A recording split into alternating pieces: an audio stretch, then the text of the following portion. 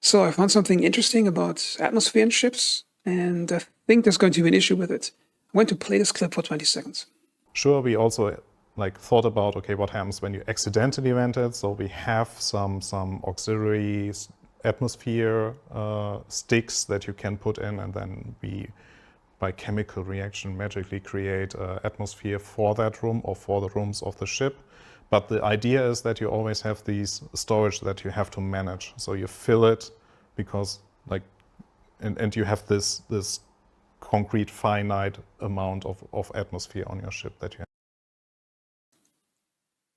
I think it's three different things. The first is that it's probably going to be a stick. And that itself is a problem because it's probably going to be a copy of the matte stick or the glow stick, so they don't have to use new animations. And it's going to be very portable if it's that size, which means you can probably carry 20 or 30 of those on your armor. Then the second problem is that it's probably going to be extremely cheap. My guess is 100 credits. And the third problem is the game never allows you to make a mistake without providing an immediate fix for it. I think somebody in the design team is always insisting on adding an immediate backstop to any mistake you can make. Because he says at the beginning, they thought about what happens if a player accidentally vents the ship. Yeah, then he accidentally vented the ship and he made a huge mistake and he put the whole ship in danger with it. So a player should have some type of extreme fear of that accidentally happening. And he will never develop that fear and caution about it if there's always an immediate solution for the problem that fixes the problem instantly and that's easy to carry and extremely cheap. Okay, so how would I change that? Here's how I would change it. Instead of a stick, it should be like an air tank that's about the size of a modern day propane tank, like 20, 25 kilos. So you can carry it with both hands, but it's not really comfortable to carry. And let's say you have an emergency in a room. You have to take the tank, you put it down, and then there should be a hand-animated animation of the character removing the cap of the propane tank, or of the air tank, and then hand screwing open the valve. And then over several minutes, the air would slowly replenish in the room.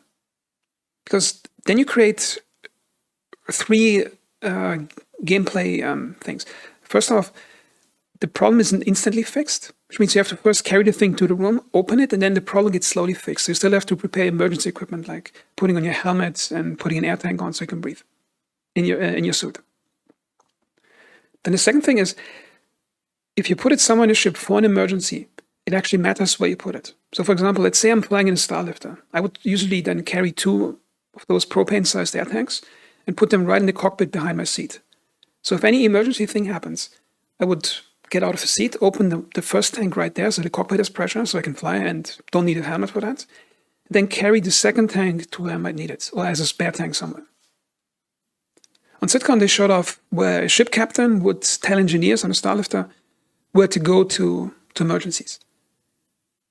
So for example, let's say you're flying in a Starlifter, you're the captain in the cockpit, and on the left side of the Starlifter is an engineer player who supposedly has specialized engineering equipment. He's prepared in advance for that type of emergency, whatever that means.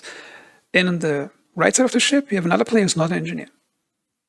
Then you have a loss of atmospheric pressure on the right side of the ship. Now, in theory, you would rush over to an engineering console, and you would tell the engineer, he would prepare his equipment and run over to fix it. Well, what would really happen is that before you can even get to an engineering console, the player on the right side of the ship would have fixed the problem in 2 seconds by just whipping out the magic stick and throwing it into the room.